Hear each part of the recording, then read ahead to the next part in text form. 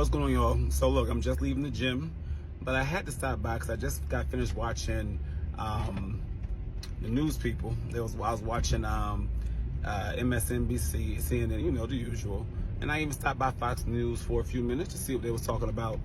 And so apparently the Kamala Harris campaign is very frustrated that the Democrats are putting forth all these names like Josh Shapiro, who's the governor of our state of Pennsylvania. Then you got them putting forward, you know, even names like, Hakeem Jeffries. Some people are floating the idea of a Gavin Newsom, so forth and so on. And Kamala's like, I'm the vice president. So if anybody gonna take his place, it should be me. Take a look. Eyes are frustrated with all the chatter about a possible replacement involving Gavin Newsom, the California governor, or Michigan's governor, Gretchen Whitmer. And I want to give you some of the anonymous quotes by Harris allies to Politico. One of them says, the fact that people keep coming back to this is so offensive to so many of us.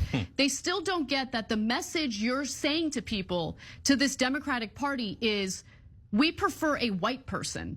Oh, please. So they're weaponizing race in order to make a case for Kamala Harris, despite the fact that she has her own vulnerabilities. We'll get to that in just a moment. Another Harris ally told Politico, if they think they are going to get through South Carolina bashing an effective and qualified black woman vice president, their instincts are as bad as I thought they were. I would venture to say that this take on it. I personally do feel that if the Democrats are going to replace Joe Biden, you know, they should consider preparing Kamala Harris to be that person.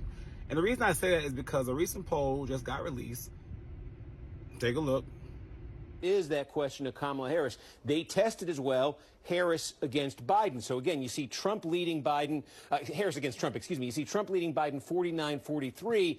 When you put Harris in this poll, that 6-point gap for the Democrats comes down to 2 points. So they have Harris doing better than Biden. They also, CNN. The poll shows that Kamala Harris in a matchup between her and Donald Trump is within the margin of error, which is like 2 points.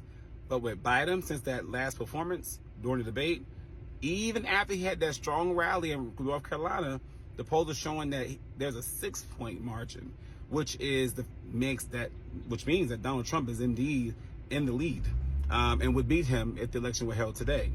So if there's a 2-point margin between Kamala Harris and Donald Trump versus Joe Biden, Donald Trump, I think the Democrats would do themselves a favor to really consider preparing her to take his place. I think if Joe Biden is smart, I do think he should consider what his constituents and even now his peers are suggesting. They are calling for him to step down, and not just like little side, no-name figures. These are prominent figures. Take a look.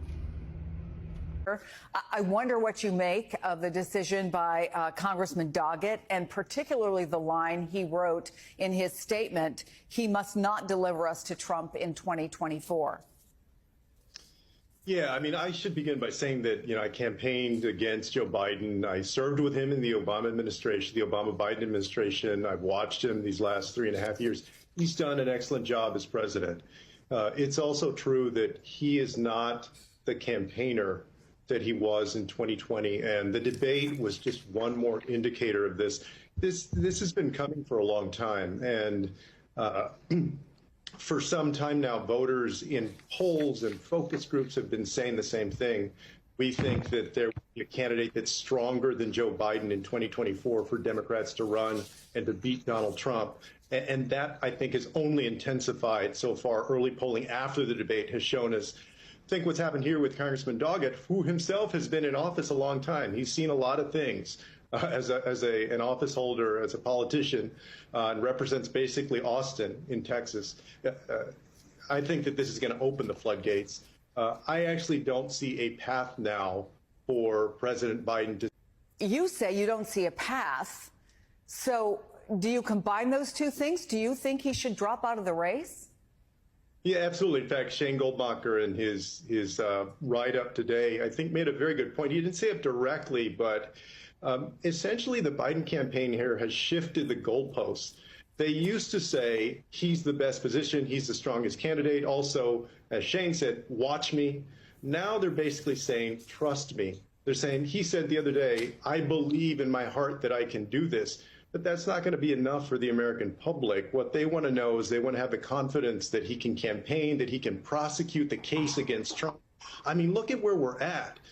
Donald Trump is the most faulty, vulnerable, corrupt opponent that you can have in 2024. We should be talking about his 34 felony counts, that he has unprecedented levels of corruption. And instead, Democrats are on their heels having to defend Joe Biden and the baggage that he brings with him. If you switch candidates, that's a different story. You're able to prosecute the case against Trump with the candidate, and also you're focused on Trump's baggage instead of anything on the Democratic side. So yes, I believe that there are stronger options out there for Democrats. We have a stable of folks that I think could do a better job, including Vice President Harris, who just today in a poll was within 2 points of Donald Trump, whereas President Biden was 6 points behind Donald Trump.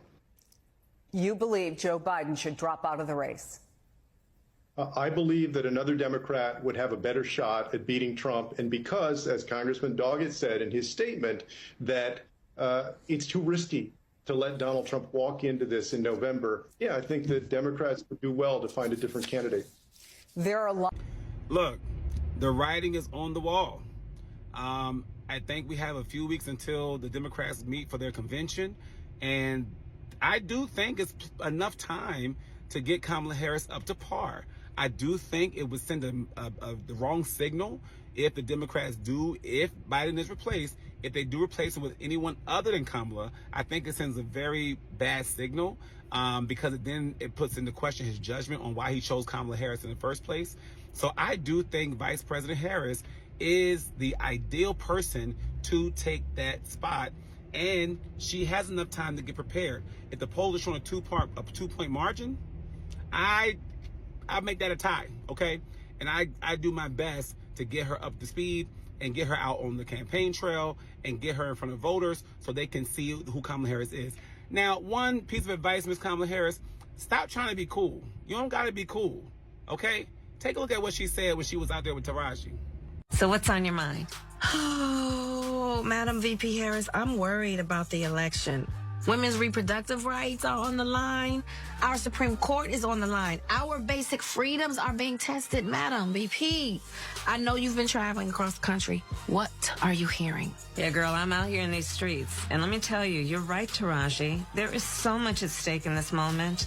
The majority of us believe in freedom and equality. But these extremists, as they say, they're not like us. They not. There's a full-on attack on our fundamental freedoms. The freedom to vote. Yep.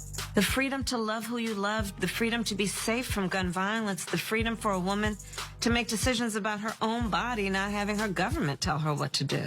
They out here trying to take away Pride, Plan B, and Planned Parenthood, but protecting pistols. If you ask me, they pushing the wrong piece.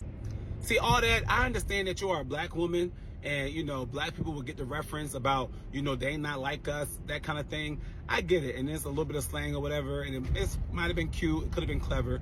But, like, that's not, like, you don't need to do that. Like, you went to, you know, you are black, but you know you a different kind of black lady. You know what I mean? You little, you know, you on the other, you know, you on the upper crest, and that's fine. You have a lot of whiteness around you, which is also fine. There are a lot of black people who is what I call whitewashed, and they use, you know, that, you know, they just don't have the same connection to day-to-day black life. So when they try to be cool, it's obvious that that is not natural to them, and it's okay. You don't have to use slang because you black. All black people are not a monolith, and trying to pander in that way is weird. So I suggest you don't do that. Don't do that. Don't do that. Don't do that. Just talk. Just be you. We know you are a prosecutor. We know that you are an AKA. Y'all already know for being Sadiddy anyway, and that's a common understanding amongst the community about the AKAs. So there's no news there. So just focus on that and be you. Be yourself. And if you come, and we know, girl, it's okay. You light-skinned it. and you Caucasianish. Okay? And that's okay. You got a white husband. It's okay. Just be you, girl. We accept all black people of all stripes and colors. So just be yourself. And if you be yourself, the public will notice, and they will and they'll sense that genuineness. And I think, Miss Ma'am, you have a strong chance of really, really keeping us from being delivered into the hands of Trump.